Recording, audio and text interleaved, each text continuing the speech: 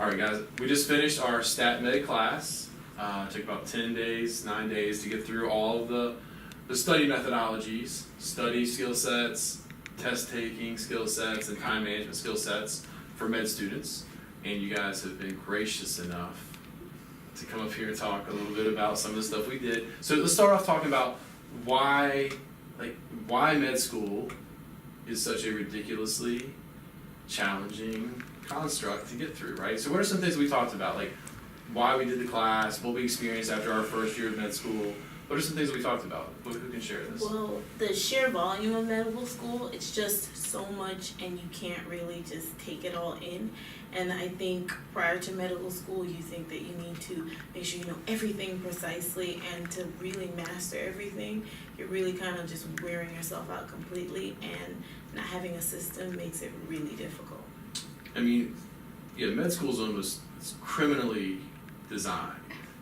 It's the time, the volume, the density, so much, so fast. And maybe we come in trying to use our old methodologies. And what are some things that worked previously in your undergrad programs? We might remember, it's been a while, but what are some things that worked that are no longer working? Copying and recopying notes. I think for me, like when I first got to med school, it sort of felt like the rug was pulled out from beneath me. Like it was like, oh, just work harder and Absolutely. Just kind of like more of the same, right? Yeah, more of the same. So if I recopied in the past and I spent 2 hours recopying, I'm just going to recopy for 6 hours. Exactly, and at least in like college and stuff, you kind of had a sense of like agency. If I do this, then I will have this positive outcome. And it was rewarded. Yeah, and then it's not anymore when you get to medical school. Right. And it's probably, and again, it's not for lack of effort. No. No. It's like, no, I'm putting in that effort, and it's horrible. Yeah. You're putting in this like just brutal effort, and you're not getting that feedback, right? And so number one of the things is trying, and I think the first thing we do is we try to do more of the same. Yeah. So recopying worked. That doesn't work anymore. What are some other things? For me, I didn't really recopy notes, but I read over. There wasn't a lot of information, so I'd read over my notes several times. Yeah, comparing the density from undergrad to this, how can we like? Yeah. It's not just like triple the amount, right? Mm-hmm. It's like a lot. 10 times. It's a semester in a week. It's a semester. It's a stat, right? That's, definitely. So what we're saying here is, it wasn't that you were recopying; it was that you could reread. Yeah. And what have we talked about with rereading? What happens when we reread now? Completely passive. It's completely passive. It's You're not retaining. Familiarity. It's all It's once you've read it once, it's pretty much a waste of time. Yeah. And it's entrenching this familiarity, right? And so maybe speak to that a little bit. Oh yeah, it's like it feels good because you like you'll study the stuff and you'll recognize the terms, but then come around test time, then you have you go down to 2 answers and it's real rough to choose between the 2 because everything sounds really familiar. You're like, yeah, I know I've seen this stuff. Yeah. It's one or two of these guys, or there's 2 or 3 of these guys. I don't know which one. And it's because the reading and rereading leads to that familiarity. And in prior academic settings, being supremely familiar, it paid off pretty well, right? Yeah. And so what you found, I guess, so when you got into this, the rereading was your thing. Yeah. Why did that? How would you describe? Like where did the wheels fall off on that particular wagon? So what I tried to do is like the first thing we had was MCBG. It was like all familiar stuff, and I would write down the PowerPoints in a file, and then I was thinking, I would reread this later, but then I didn't have time to write the whole thing down, and then I never got to rereading it, and then I was 8 lectures behind. Yeah, you end up. It's this 400-page document. Yeah. You're like, oh, let me just study this real quick. Yeah. But then you keep adding. But what you end up doing is you keep adding to it, Yeah. and you don't even get back to the rereading. Even if you did get back to the reread, which is a punishing activity. Yeah. And then what is the real yield there? And you said you also spend time are you converting stuff into a different document? Yeah. So we spend time converting stuff, doing purely secretarial work, and it feels like effort. I've got to copy and paste all this stuff and organize it in this massive Word document. Yeah, and my wrist started hurting.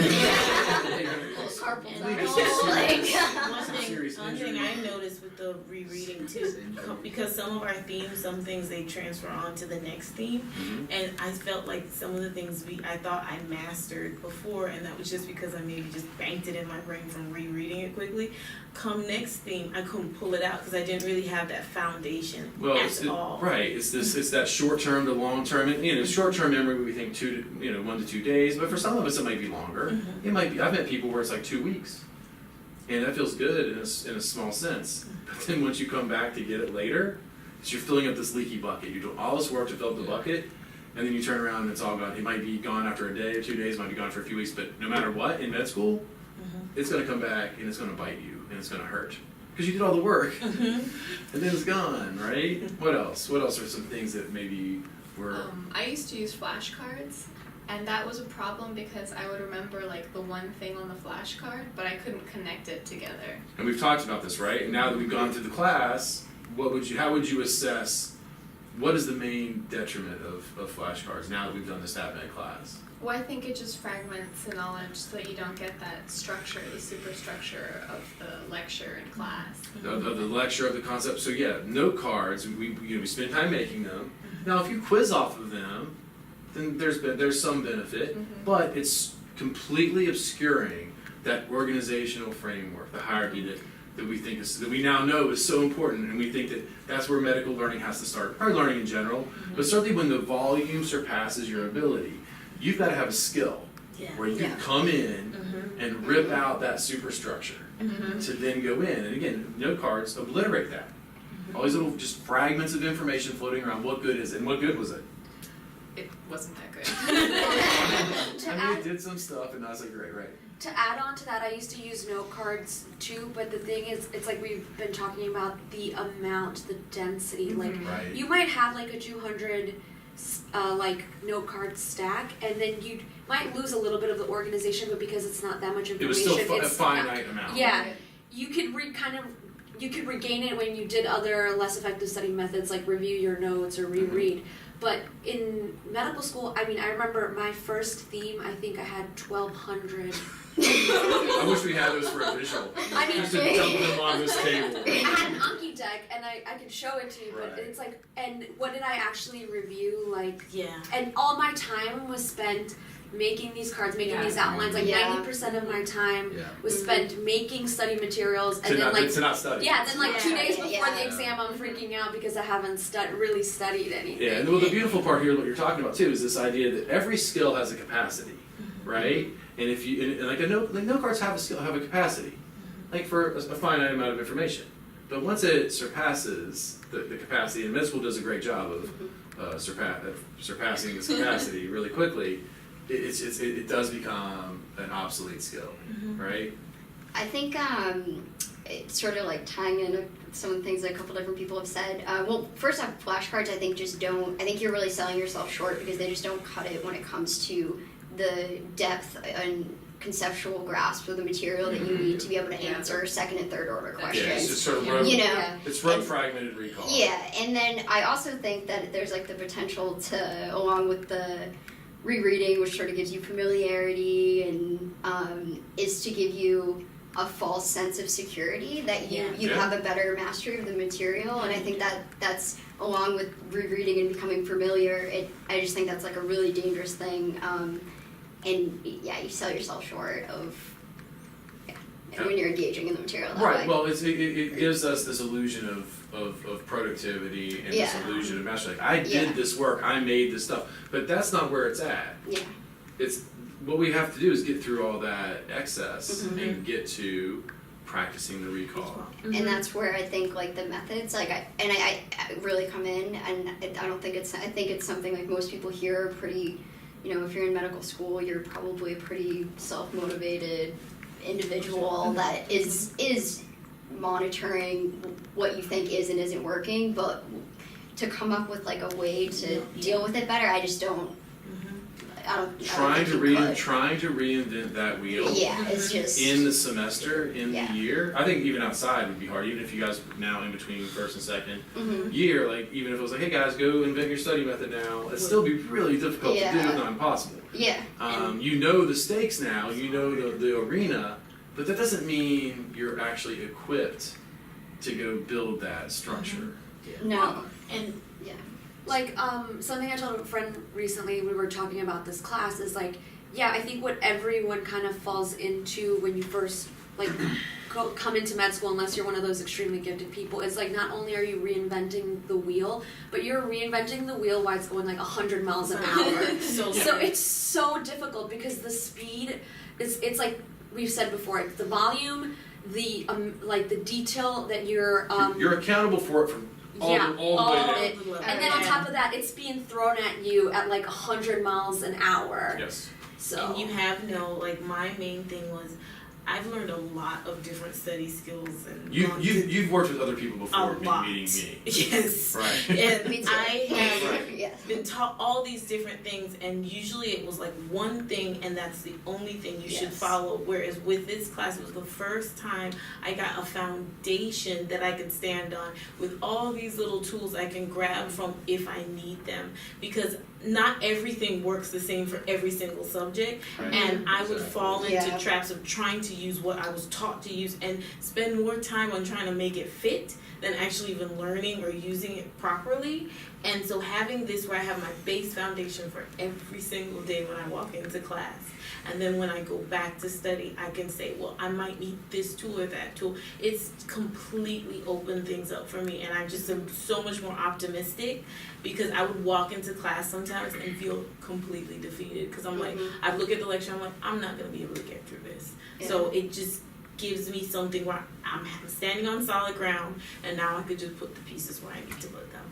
It's pretty profound. So let's pivot a little and start talking about what are some of these, because I think what we do with the StatMed class is I want to give everyone a set of core methods that you have, that I think for the most part, I mean, you've got to be flexible, but, and again, we teach each of these skills individually in isolation, right? So you got solid, we're learning frameworking, going through different iterations, applying it, and then of course, to teach a skill, we've got to apply it to various medical constructs, different lectures, different review sources, where we're practicing, and that, I think, by learning each skill individually really helps. And it's for me, sort of, I guess, going over and over again about how these things work, and then bringing it together. So what are some of the foundational core methods that we're talking about? What are some of the ones that make the biggest difference? So the most important foundational core method that I've basically learned throughout this week was the frameworking tool. Yeah. And this has basically made med school, so med school has to be really adapted because each subject is different. Some subjects are much more conceptual, some are very detail based. Yes. And one theme that we had, we were learning renal physiology and respiratory physiology. So two of them are somewhat connected, but one, respiratory, is very, like, you have to really imagine it and kind of like understand it conceptually. But what's so just useful about the StatMed methods are frameworking. You have this foundation to come back to, and it's your core method where you have this framework of the lecture, of the material, where you can always pull up, get a detail, and then draw it back to like what role does that detail fit into the lecture, which is really important. The frameworking is where we come in and we rip out, so that bird's eye view, single page, one view of the structure of any learning event. It can be single lecture, set of lectures, review chapter, whatever, right? Yeah. And I think that some people just don't build that structure. I think a lot of the med students that just cruise through, I think their brains do it automatically. And I think some people don't. It's fine. It has nothing to do with your outcome of being a great physician or anything like that, or having a brilliant mind that's going to contribute to medicine and society. But if it's like this one thing you're not good at, that's a skill that can be taught. And again, it's that foundation, and I think that's what we're talking about. Let's just see it, and then it becomes a way to plan and conceptualize everything off of, because a lot of us go through lecture, and most of us go in lecture cold. You might try previewing or pre-reading. I don't think that really does anything. And then you come out, and how do we feel before we started adding frameworks? We didn't learn anything. Yeah. Terrible. We didn't learn anything. They were all over the speaking a place. completely different language. I'm depressed and exhausted, and then after I cry and take a nap, I'll start from scratch at 9 o'clock at night. It's not acceptable, right? And a lot of students come out, they can recall a bunch of different pieces, but there's just absolutely no connection. No, And that's yeah, where you really that's need to key. make that big picture, and the framework is like your holy grail. I think medical learning has to start with finding that foundational structure first, and reading linearly through the text. It's too dense. Yeah. It's too dense. You can't find the structure. And then, of course, we're getting tested on details. We think, hey, I need details. We start trying to grab details first. And it's an understandable like the way that would be generated, but that's not what we need. And I think we see this now, right? As we've practiced it with some of your some lectures and all that jazz. So frameworking, any other thoughts on that up front? Well, like one of the deans used to describe a problem that I consistently had is I got lost in like the leaves, and so her analogy was like you need to see the forest. Forget the forest for the trees. You're like, I'm looking at the vein on the leaf midway up on a Yeah, and she was like, you need to just be able to see the forest. You need to get the big picture, and then the other thing I found really surprising with frameworking is because, like Samay, I've worked with other people before, and I feel like your methods were, from day one, were completely the opposite of what I've been told before. Yes. I think pre-reading, completely. like if someone said, make the mirror opposite of what I've been told before, then that would be the STAT program. And what's great about it being the opposite, though, because at night we go home and apply it. Because there's one thing you telling me this, and then I'm like, okay, this is completely opposite of everything I've ever been taught in all these little courses. But now when I went home and I applied it, and then I would actually try to do like the practice retrieval self-testing, see if I can pull out the knowledge, and I was like, this is working. And it was like I kept on saying, oh my gosh, every few minutes, because that never happens to me. And I've been told so many things like what are a few examples of these things you've been told that I'm bizarre in the world? Try to find the big picture, but okay, how do I find the big Memorize picture? every word on the slide. Yeah. We heard that. Pre-reading. We heard that so many times. Everything. Yeah, pre-reading, like, what's that even mean? Like, reading in advance? Then you're just down to that linear stuff. The thing is, I think my brain is wired, like, I don't know anything, I can't teach you anything about medicine, right? Which is funny, after having gone through all this. People are like, I don't believe you. Well, it's true. I can help you connect to the material, to the design of it. But, we've got to be able to find the information via frameworks or whatever it might be. But the idea of reading in advance is not sustainable time-wise. No. And then you're right back in the trap of linearly plowing through it and not finding structure. The key is that we have to understand what information we have to find up front first. Yeah. Well, and again, I think other people, I don't know why. One of the main things I found too, not just the frameworking that was like, okay, totally throw away all that pre-reading thing everyone has ever told you. But like even like the supplemental things, because I've actually been taught the supplemental things as being my main. Yeah, like only and that was the everything. most time consuming. Oh, so our supplemental mapping. We have like additional skills. Yeah. They're like more augmented supplemental skills, like visual mapping, memory palaces. I don't think, and I have had people make those their main things, but that can't be the through line. Yeah. For most of us, that needs to be a supplemental piece. And I think people freak out, number one, you're telling them to use memory palaces or maps. Those are supplements. What a great way to add 5, 7, 10 percentage points. Yeah. Really wonderful. I mean, we all take that. But then I think what a lot of specialists might be doing is trying to drive home, map everything. And it's not, you can't apply it to everything. No. And what I realized too is the way that they were teaching me, especially I remember mapping, everything was so disjointed. I really didn't have a connection. And you showed us multiple ways of mapping, and it makes sense that not everything you're gonna map this particular way. And it just fit so much more for me because I'm very visual, and so I'd spend a lot of time trying to find something that's a visual format of what we're learning, and this just made sense. Like, I don't have to always have everything visual because I'm frameworking and going through the lecture, but if I need it, this is the efficient way of doing it instead of wasting my time. Right. If it doesn't fit within the box of medical school, then I don't have any right telling you to do it. I think. Oh, go ahead. I've never seen anybody to learn better before, but like when I heard like you lecturing about the concepts, like I was like, why has nobody ever told me this before? This makes so much sense. We don't teach. It's a cultural failing. We don't teach smart people how to study. We only have interventional methodologies as a culture if somebody is profoundly struggling or if they've been identified.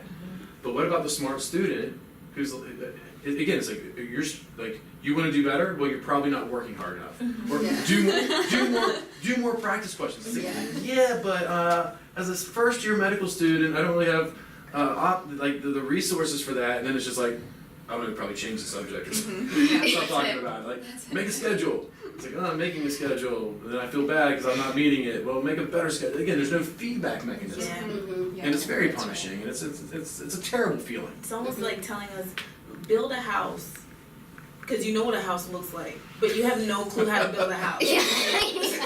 That's great. Yeah. That's really good. Yeah, it's like, I'm gonna steal that. Next time you see me talking, someone tells you to build a house. It's great, but that's a wonderful analogy.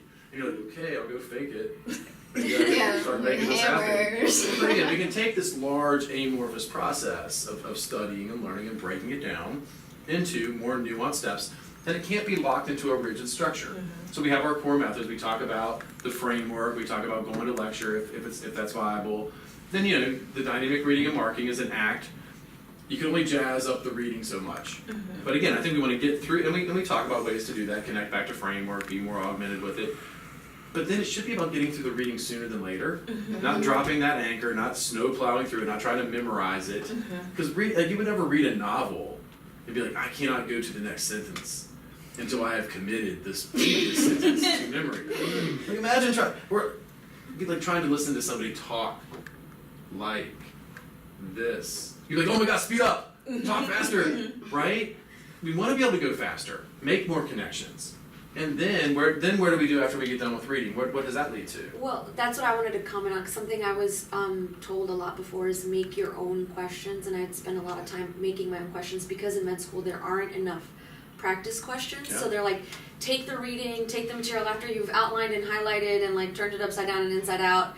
Like make your own questions. But I think that's why practice retrieval is such a huge thing, because like I said before, I would spend so much time making these practice questions that I put on flashcards and then like no time studying, and I feel exhausted because I've spent weeks like day in and day out in the library. Hours. Yeah. Daily. And then here, like from the first day, like within a few hours we were doing practice retrieval and I actually learned things. And then I think that also for me, like when I first, like practice retrieval is still something that I'm like I kind of like hints a little bit because I'm so used to like sort of all the negative feelings that came when I finally did get around to questions and realized that I didn't have the knowledge. Yeah. And so it like hurt. And so now like I'm having to build a new relationship with like practice questions, because every time I sit down to do a practice retrieval, at first I'm like, I really don't want to do this, but then at the end I'm like, oh, I actually know more, and it starts to feel good. I'm turning like a negative feedback into a positive feedback, and it makes me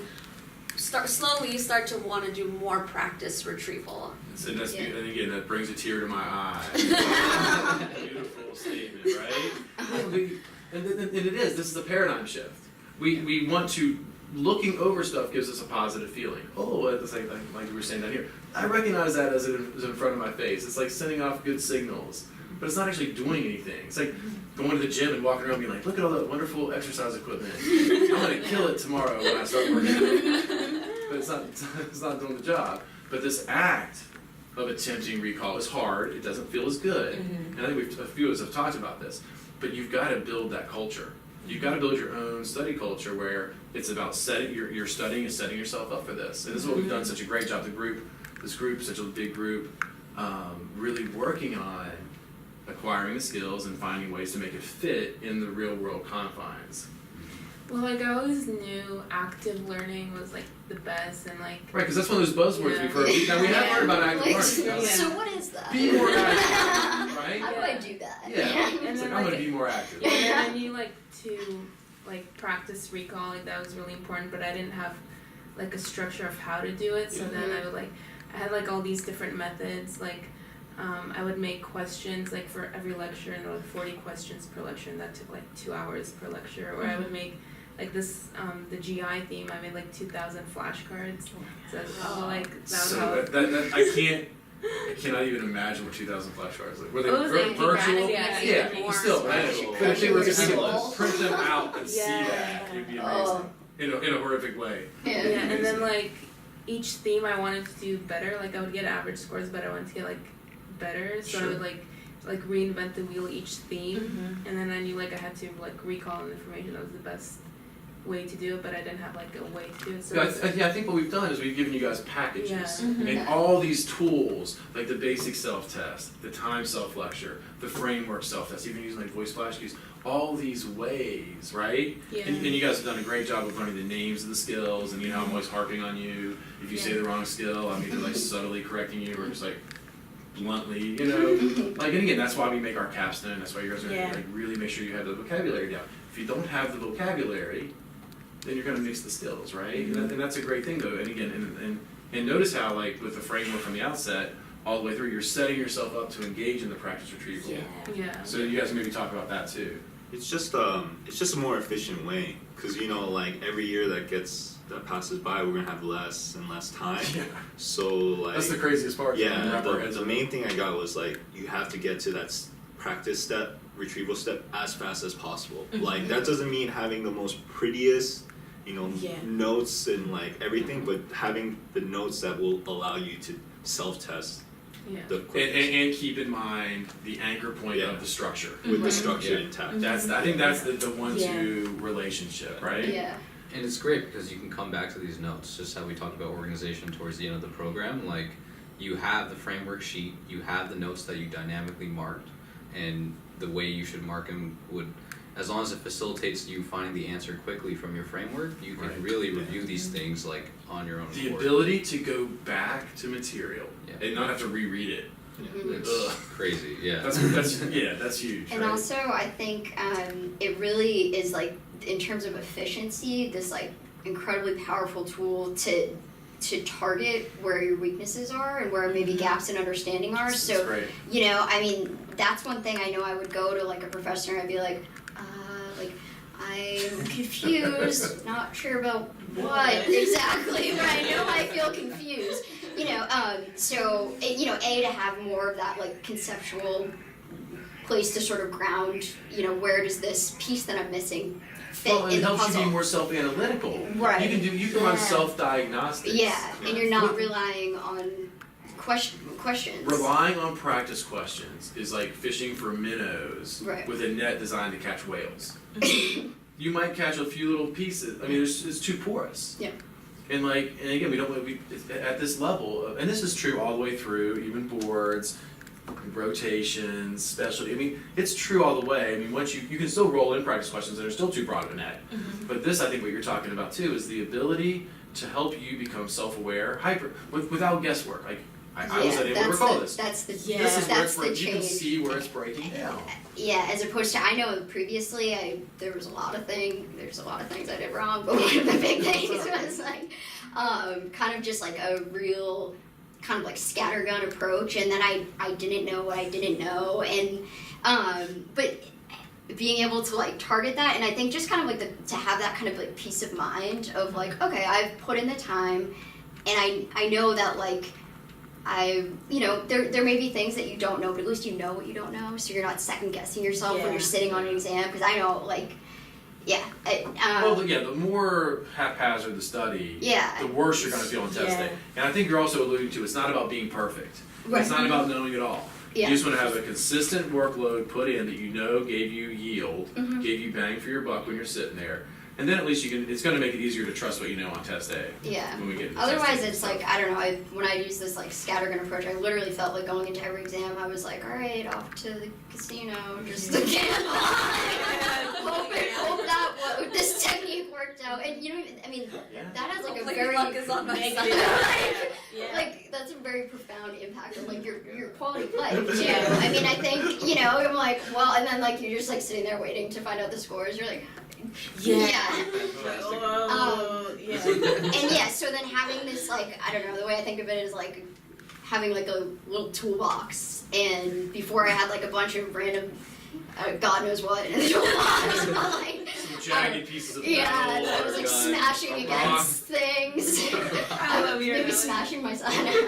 But it gives you, you know, you have a toolbox of ways to interact with the material that are like that are effective, and also options to sort of switch gears when you're sort of hitting. I mean, any medical student will tell you, oh my God, like I just, you know, I sit in the library for like 6 hours a day, Right. Yeah. and you hit a point of like diminishing returns, but but then not really knowing what to do from that. Being Yeah. able to switch Switch gears gears. is a Yeah. big deal. You're 30 minutes into your Yeah. block.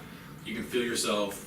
Like, Yeah. I have to read another slide. I'm just gonna pull one of these old tools out of my Yeah. toolbox and bludgeon myself. Or be able to say, well, let me bust out a time self-lecture Yeah. on the Yeah. stuff I just read. Let me Yeah. spend the last 20 minutes drawing a map. It's only 20 minutes. I'm going to spend 20 minutes on it. I'm going to jam it out. Yep. Let me, self-test off of a memory palace I already made. Yeah. Let me make some voice flash cues. I mean, you can still stay on task Mhm. because that's not multitasking. No. You're still within the realm of working on what you're working on. And then you have your framework. So when you do transition back, you're like, oh, this is where I stopped, and I know that because I have this, as opposed to not knowing what the heck is going on in the lecture. Yeah. And I tried that a few days ago, and I was surprised it worked because What's that? I was sitting down and I was listening to the lecture, and I was trying to I was trying to just keep up with it, Yeah. and it was like that terrible lecture that you gave us from like second year, and then I was I didn't think it was that bad. I- I thought we've had much worse. I mean, it was entertaining. I was just the messenger. It's one of those things where the professor works so hard on entertaining that he forgets to teach, and I'm just like, but I still need to know this material, and I don't, and like, great, that joke was funny, but like, I don't know what I'm supposed to know. Yeah. And then I felt very overwhelmed, which is a huge thing with me in studying, is making sure that I keep my anxiety in check. Right. And so I stopped and I was like, all right, I'm probably gonna go for a walk or, do something. And I was like, let me try what Ryan said. Let me do a little practice retrieval. And I did it, and I did really well, and I felt really good about myself, and it like took 3 minutes, and then I went right back into the lecture, and I felt like refreshed. And I was like, and I was really skeptical about that because, like I told you, I just like when I go into a practice retrieval, I'm like, I don't want to do this. This hurts. So it's like But it going was from also one bad stopping. thing It was to also like stopping. Yeah. And then going to another test, and are you able to then maintain your momentum? Mm-hmm. And then I think that might have also been surprising for you, right? Yeah, because if I would have gone for a walk, which I usually justify with like, oh, going for a walk is really good, it clears my headspace. Right. But that takes like 10 minutes Yeah. for me to like Yeah. come back down again and then be able to re-engage with the material. And there's always It's like not a effi- it's little not bit of efficient. lag. Yeah. It's not efficient. And again, we talk about, again, efficiency is one of those words we just throw around.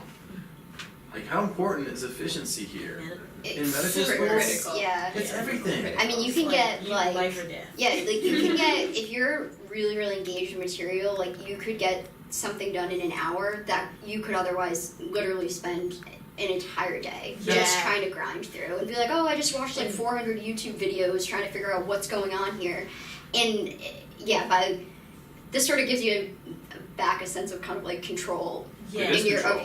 your Well, I think you have management. Yeah. I think you've got, I think you need to be able to break large tasks into smaller Yes, tasks. that was the best We talked part. about the academic study agenda. Yeah. That's that sort of personal management tool. And again, I think as human beings, we like crossing items off the list. And you guys will be like, I need to get through lecture A, lecture B, and lecture C today. Go. That is not a good workflow. Yeah. That is like, you know how you're gonna end the day? With like one thing crossed Yeah, off and lecture feeling A. like a failure. yeah. And it's not building momentum, right? So we built that skill. I mean, I think that's important. Yeah, that one was the key for me because I am notorious of like I get a big sheet of paper and I just list everything that I need to do, and I was a bit too ambitious at times, and then I would only finish like maybe 5% of it, and I'd feel very defeated. But when I was breaking them down into little tasks and jumping around, 'cause that was the other You thing wanna to be able me. to learn I and always do want to and go, not- yeah. and I Don't be always trapped. want to go up, and I just jumped around, and I feel like I got more done You at will. the end of the. You will. Let's pivot a little bit because we probably are running it a little long. Let's maybe go around. Let's maybe talk about, I don't know, one skill, one insight, one comment or something. Yeah, maybe over here. I mean, you talk about maps, talk about memory palaces, talk about test taking. Yeah, time the management. memory palace skill was really interesting. I had heard about it before, but people memorizing things based on like spaces, like their home or otherwise. But I didn't really know how to like put that into motion. It's a little more new. It's pretty. It's pretty mechanical, right? Yeah. Well, we have to be able to turn the medical concepts into non-medical imagery. That's one of the secret elements, right? Yeah, So you'd be and then surprised like by how attach that it works. to an object, Mhm. and like learning how to do that, I thought was like super helpful. Like it helped me like break down a list of like long, complex words that I didn't really know, and sort of attach it to images that I did know, and I could get through a list of like 10 items really, really fast compared to before I would go over it and I'd only get 2 and then go over it again and I get 3 and then go over it again and I get 3. And then where is it 2 weeks, 2 months from now? Yeah. So any other comments on memory palace stuff? I mean, Yeah. Go ahead. No. So memory palaces, I think they changed my whole method of memorizing material. I used to do a lot of flashcards and Anki and online programs, 100 to 1,000 cards on a program.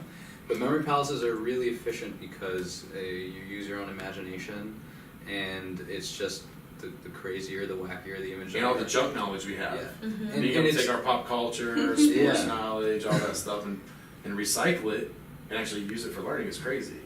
But what is so beneficial again about the program is that you really learn its utility in medical school, its role in medical school, because you hear about memory palaces in media, and as we learned in the program, they're used for like memory competitions, learning them Right. to like learn a stack of cards. But it is a different ballgame when you're trying to use it for your own utility. It's a whole complex skill set that is very learnable, Yes. but there's some blood, sweat, and some tears. And Yeah. doing that on your own would be a hassle for sure. Well, I don't yeah. think you I don't think have you to would. be I mean, you and I don't can't think you like. crack the I don't think code. you would be able to. It's crack the code. It took It's me, crack the code. it took me a good 5 years Yeah. to build that system. Yeah. We don't have that long. No, Yeah. I don't recommend going that route. Don't let me take that one for the team. And, you guys have no idea. Like if you could see like where that skill is coming from.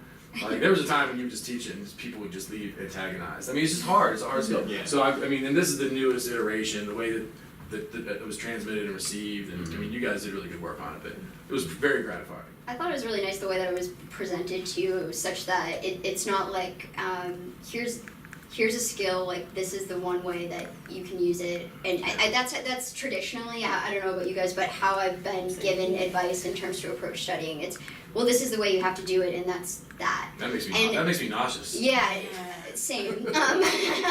No, but this was it's like you have the foundation, and then you can tweak it just like to suit your own needs, and I think that's is more appealing to me. It definitely seems to, and then again, teaching it to like real medical stuff, real Yeah. medical school information, like how do you apply it to all the different things we use, the common cause of pneumonia, Yeah. Graves' disease, all Yeah. that jazz, right? And then it being like a sort of just like a segue to becoming something that you ultimately know, even with Yeah. I don't know, even with Very some of the good earlier effort. maps and stuff we did, I'm like, oh, I don't even necessarily need to think about my map anymore. I just know They that drift. this is and this symptom is associated with Right. this disease. And Yeah, the scaffolding goes Yeah. away, and you simply know the information. yeah. One thing that I think probably everybody who signs up for a course like this really wants to know about the test taking. Mm-hmm. Because a lot of times people they're studying to take an exam. Yeah. And Well, one- your entire career is going to be dictated by But- performance on tests. Classroom, boards, shelves, Mhm. in services, rest of your lives. And one thing I noticed about it, because I would say I'm not the best test taker, I've never been, but having this method where, and this was throughout the whole course, where you're really trying to analyze how you think about things and how you get to the next point, and then how to tweak and change those ways so that you can make sure you get the most out of it It's at feedback every loops. moment. And what I even realized, even some of the people in our class who I would say they probably don't have as much problems or don't have problems at all with test taking, I would still hear them saying, oh, that's a good way. So I think even if you don't have an issue with test taking, having a method going into taking a test, I think gives you this peace of mind that you are actually going to be able to allow your knowledge to come out on a piece of paper. Because I always would tell my professors and my deans, I always felt like a caged bird. That I have all this knowledge, and during like I'm kind of opening the door and you could kind of see me, but the exam, the doors were just completely shut again. Yeah. And I feel like using this, although we won't be able to practice it as much, Right. but when we have the opportunity, I think it's going to let me really completely open the door.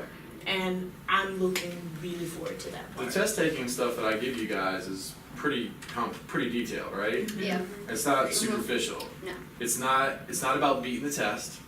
It's not about deductive reasoning strategy or any of that garbage I don't care about. It's about cleaning up your interface, limiting the burden that you're trying, so it's not collapsing on you as you're. And there's a lot of steps, right? And you think like, oh, you have 75 seconds per question, but if you use the process, it's keeping you on track. It's keeping all the excess, or trimming out all the fat, all the spinning of the wheels, and working toward eliminating those wrong choices, showing what you know, analyzing process. No, I mean, obviously that's been a tremendous amount of work, and that's probably one of the things we do that the most because we also work with all of our doctors with that. But it's pretty robust.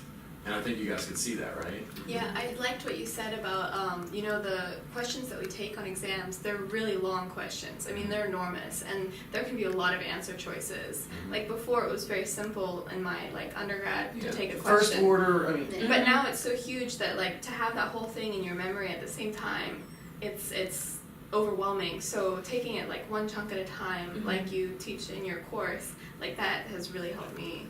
I think that where test taking breaks down for most people is that working memory or executive functioning is sort of collapsing under the burden of these massive question constructs. Can't fix your ability to, whatever your working memory is what you have, right? Whatever your executive functioning is what you have. So let's approach the questions in a way where we can manage the information and show what we know better, right? And I think, and again, I think you guys were really excited about that. What another skill or anything?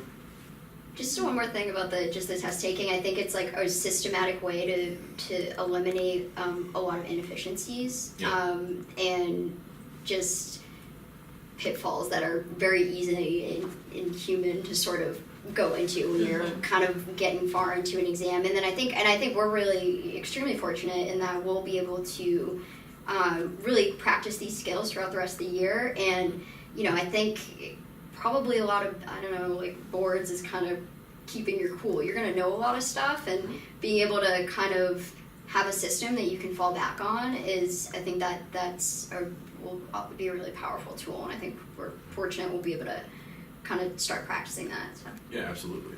Good. So.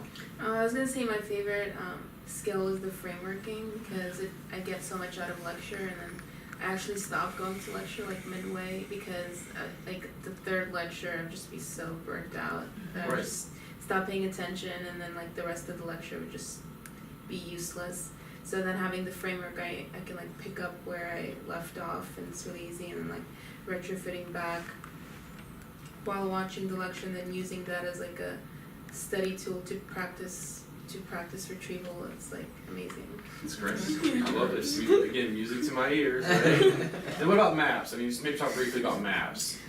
I was really skeptical with the maps, but the reason I laugh is because now it's I don't think it's going to be one of my main study methods because it is a little time consuming, but I really like it because I can sit down, I can conceptualize the map, I can do my rough drawing, and then because I'm a neat freak and I like everything to be colored in and I can sit down, watch TV during my R&R time, but I'm sitting there coloring in my map, and so it gives me, and I like coloring. There's some therapeutic aspects. Yeah, and I used to use the Netter's coloring book, and sort of because I think there's also a lot of guilt associated when you do have free time in med school. Yeah. So it made me feel just a little less guilty. I'm watching TV, but look, I'm also coloring my map. And that's one of those rare instances where there's probably some value in that multitasking. I think that's where those utilities, kind of having those time management tools. I think I can certainly say this year I don't think I ever had a second of guilt-free relaxation. It was more I'm gonna die if I don't stop. And this is a real goal of the class. Yeah, I really help think, you guys build in and find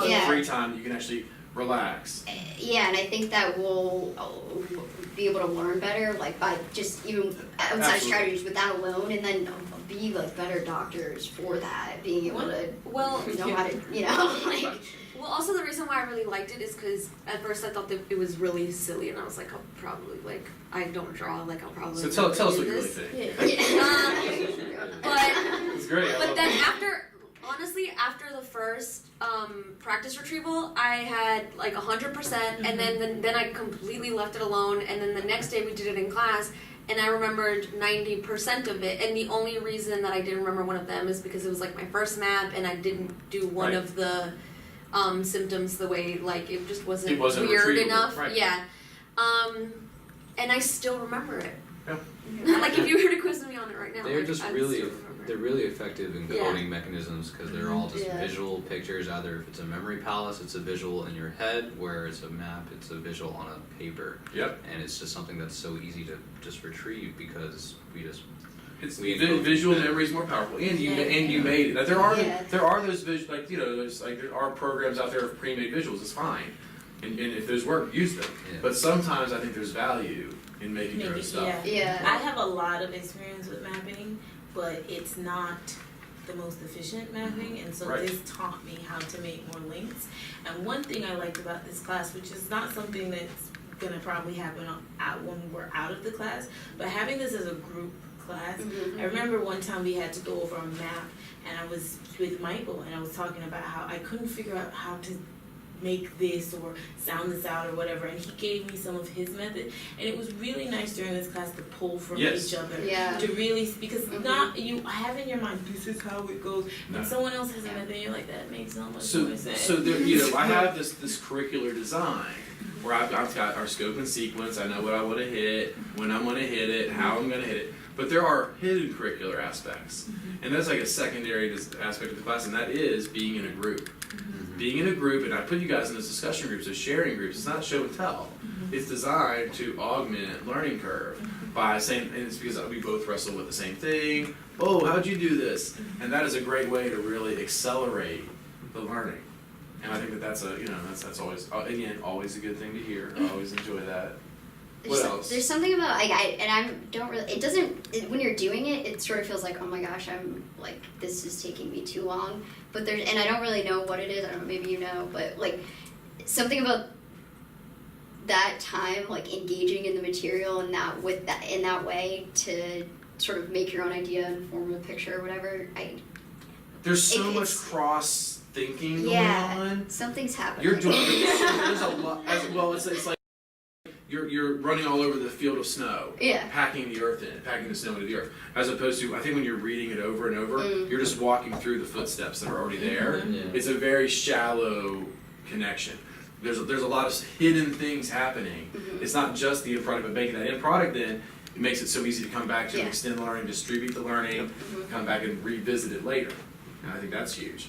So let's wrap up here. Any other thoughts on this before we finish up? I mean, I really appreciate you guys sharing your thoughts. I really enjoy getting to know you guys. That's really the most fun part about this is taking these highly motivated adults who are hungry and saying, like, you know, like I will work. I will work. And you guys we like learning, but it gets beaten out of us, you know? It gets beaten out of us, and then you start unlocking all these methods.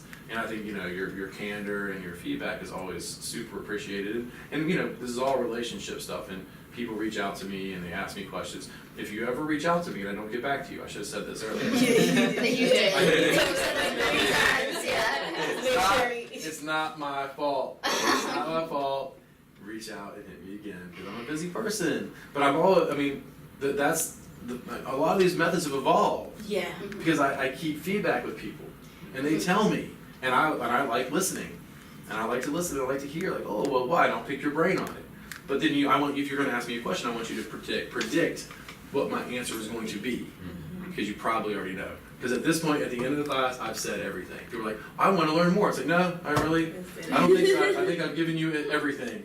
It's like, it was really good, but surely that's it. I'm giving it all to you. But feedback is always a really good thing, right, guys? If I was to say one thing, I would suggest everyone take this course, because my mom always tells me that she's just like, Samay, you can decide to either swim upstream or you can just go with the flow downstream. And I feel like taking this course, even though medical school is difficult, it helps you just kind of go with the flow a little, so you don't have a battle as much. And there's something It's about letting you focus your energy on the right path. on the right battle. Exactly, and there's something about going in and feeling like I'm not going to be fighting medical school and fighting to understand this stuff, and I'm just going to use a method that I know will help me to really solidify everything that I feel like I'm going downstream now. Yeah, and there's a big Yeah, mind that- to that. Yeah. Yeah, and that aspect of just like empowerment to have something that's like actually effective, and yeah, I forgot what I was gonna say. Yeah. I love how it's offered like right after we can take it, you know, after our first year. Like we can look back on the year and see like how did we really do trying our own things, and then like, you know, there's so many things we could do over the summer, and I felt like getting, you know, study skills like down before the next year. It's like a great time to do it. And you jumped in. I don't know if you guys realized he got in the class like the day before. Yeah. Really? Really Oh, last wow. minute. Really? Yeah, See, super last minute. Perfect. Aren't you glad you did? Yeah, no, it was really great. Like Yeah. I was just thinking, yeah, super lucky to. Yeah. It was very perfect. It was serendipitous to get in because I think it makes a big difference. And right, and again, people are going to do it at different times. I think doing it after you've done the first year, Yeah. So, it makes me preach to the choir a little bit easier. You know, because you guys know what the deal is. See, I wish we would have had it from like first year. So like when I do tours and stuff, I always tell people it's like medical school is like it's like the Olympics. Everyone is the best at what they do. Like you're used to being number one. Well, Right. everybody here is number one. We're all like running this Olympic race, and I know for me, especially because I took time off, it's like I was number one, but then I retired and I came back in, and it was like, but I didn't train up to it. I just started sprinting like the Olympic race, and so that's why I was like, I wish I had this beforehand, because this is sort of like the training, like It can let's get I think it's dependent on. It does depend on the individual. situation. Yeah. I think for some of you guys, I would not have wanted to teach you. Yeah. Like before you started med school personally. I mean, maybe I wouldn't say that to you, maybe, I don't know, it depends on how it went. But I think for some of you, yeah, definitely after the first year. That's probably safe, right? Safe. Safe, I don't know. But for some of you it's better. And for some people it's like, oh, I wish I had it earlier. Usually if we have a mixed class of people from different places, everybody looks to the person who's earliest in their career and they're saying you're doing it at the right time. That's what it usually does. Yeah. But some of us do need to know the landscape and the battle arena of medical school. I mean, I can preach time, volume, density, it's crazy, but if you don't know, you don't know. So this just depends. So what else? Any other thoughts on this stuff? I think that's good. I really appreciate you guys spending your time talking to me here in front of this camera and all this jazz. So thank you guys so much. I actually Thank you. one more wait. thing. So I do have to say, sorry, I was just like, oh, I should. Anyways, leaving the end of this year, I was definitely like extremely disenchanted with medical school. I mean, and it's something I've obviously been working towards my entire life, but I was like, I don't know about this, and I think that this has just been having these skills is just really like a transformative. For me, at least. It's a whole new ballgame. Yeah. So I think just like it has a very far-reaching impact too. At the time, if you could save time, like in efficiency in medical school, like you have more life. Yeah. Which is awesome. Quality of life is not to be diminished here. I mean, we're talking about scores of performance on the one side. Yeah. But we are also talking about quality of life. Yeah. And it doesn't mean you're going out, running around nonstop, but it does mean being able to have life stuff. Yeah. Quality of life. Mm-hmm. And I think that's absolutely an absolutely important thing. And we don't know how it's going to work for every individual because there are other variables to consider.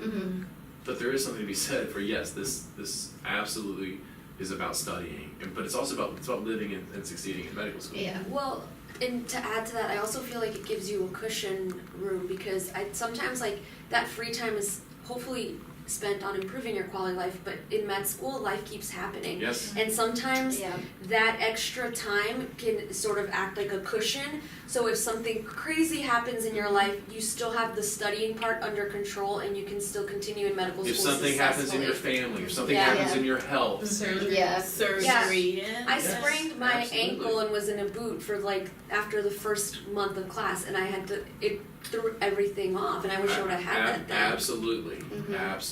So I think that's all great, guys. Thank you so Thank you. much. Thank you. Thank you.